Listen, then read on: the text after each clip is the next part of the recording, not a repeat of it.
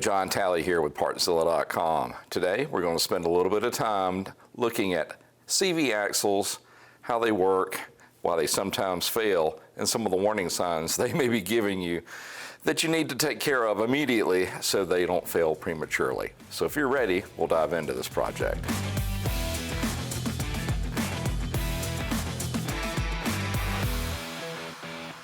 All right, the number one killer of CV axles is usually a torn boot. Once the boot tears, you get foreign material inside, starts to prematurely wear it, and then it's going to fail. Now, what is the second biggest killer of CV axles? Well, it's too much torque trying to get transmitted from one end to the other, and sometimes it's torque at the wrong angle. Now, when I'm talking about torque, look at it in this way. If this is your standard wheel diameter out here, and this is your axle point, it takes a certain amount of torque, or you can apply a certain amount of torque to that nut in the middle. Now, if you wanted to apply more, well, you would extend that out further, like that. Now, think about what that hub is having to do to push the outside of the tire if it's been moved from here all the way out to here. If you go with a larger tire, it's putting more stress on it because the torque is increased because the distance is further from the center of the hub. Now, as far as the angle, when you go to lift your machine, if your axles are sitting at, I don't know, somewhere around here, and then you're asking the joints to go down to here, well, that's going to change the pivot point or the pivot angle, and that'll sometimes rip the joint apart as well. Now, I have two examples of axles that have failed that I picked up at the dealership. I actually don't know exactly what happened to them, but what we're going to do is go ahead and open them up, take those boots off, take a look inside to, one, show you how they operate, and two, see if we can determine how they failed. We'll start off with the one that is ripped. So let's open it up.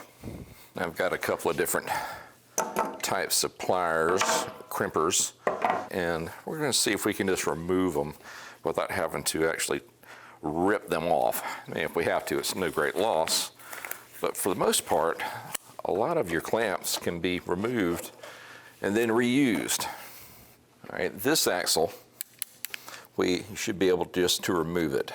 When you look at that one area right here, you can grab it on either side, push it together, tightens up the clamp, then I should be able to pull this up over that one little hook right there. So let's see if we can get this one to let go. There we go. Now, how simple was that? Now, the second one should be the same thing. A lot simpler than trying to break them off. We'll try it on the other one. Oh yeah, this one's definitely the right one to use for removing. Let's see if we can get it to pop back on. Now, all we should have to do is just pinch it back in and then use our finger to push it over that edge. It's just that simple. You can go ahead and try to wrench them off yourself with a pair of pliers, but I'd rather do that. A whole lot simpler. All right, let's see what we have behind door number 2. I'm just breaking the seal on that inner part. There we go. Oh, all right.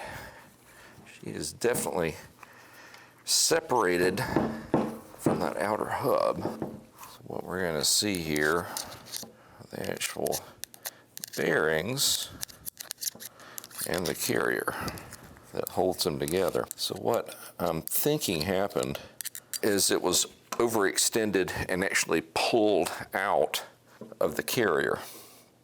But let's get this cleaned up to where I've got a really clear picture as to what's going on, and then I'll show you how it actually works.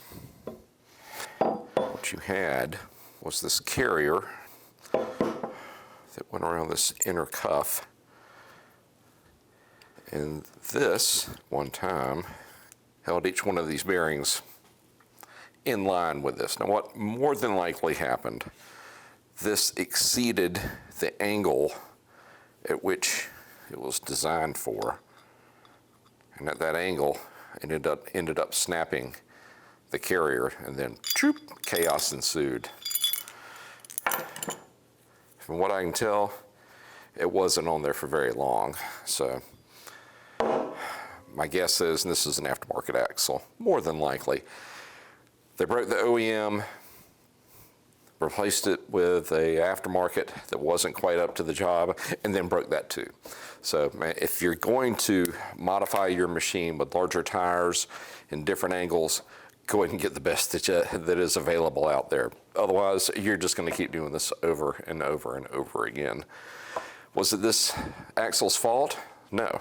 You were just asking more than it could deliver. It's pretty simple. Now let's put this out of the way, take a look at our other one, and see what happened in there. Because 90% of the time, it's the outside that fails, like it did here. This one has an issue with the inside, and that's why I picked that one up. So let's open it up and see what happened in there. I mean, it doesn't feel, it was a little bit funky. The boot is certainly twisted, but it's not like it jumped position on the inside. I can only assume it was making some rather strange noises, and that's why the guys needed to replace it. And yes, we should be able to open this one up as well. Looks like we're gonna reach all the way out here to do it. Whew. That was a fair amount of effort on my part. She didn't want to let go. So I don't quite have the kung fu grip I used to. All right, let's open this thing up. that can be an issue. Another hyperextended one. It's more than likely it extended, popped out, rotated, kind of scrunched up the boot. Could have kept going on this one. Certainly not anything as traumatic as what we're seeing on the other, but I'm looking through a whole wall of grease here. How about we clean that up, see if it tells us a different story.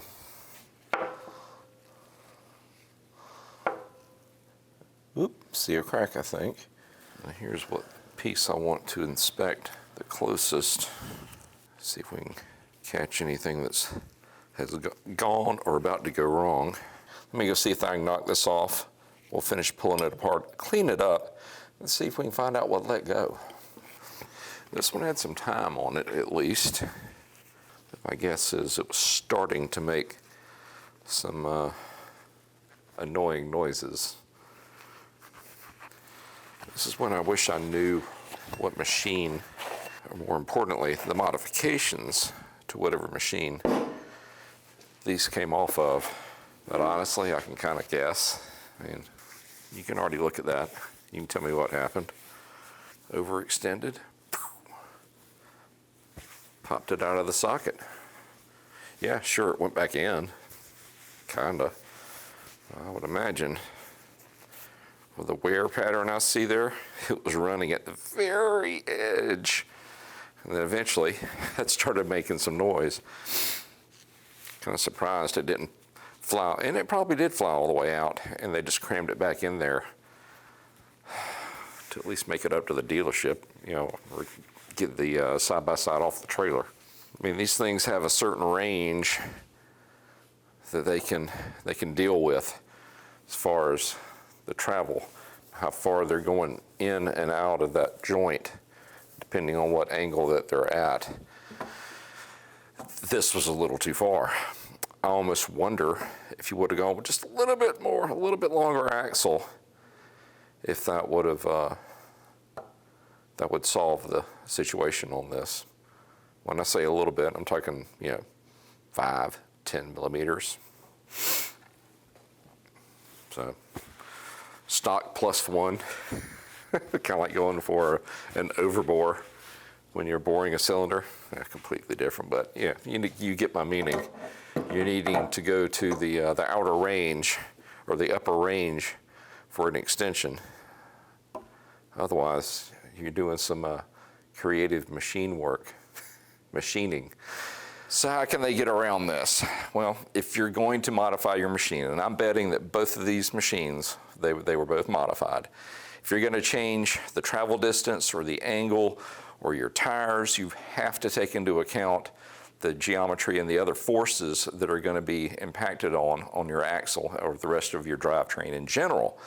So you can't just replace what's in front of you with that new shiny pair of rims and tires. You need to think about what's going to happen further into the system itself and the equipment. If it's not designed to handle or turn that large of a wheel, then you need to change it to where it can handle it. Not just change them out, but you need to do the research to make sure whatever you're putting in there is going to be able to handle that angle and that amount of torque that you're trying to apply to them. Well, listen, if you need these or any other parts or tools for your machine, why don't you come see us at Partzilla.com and we can get you taken care of. Have any questions or comments about this video?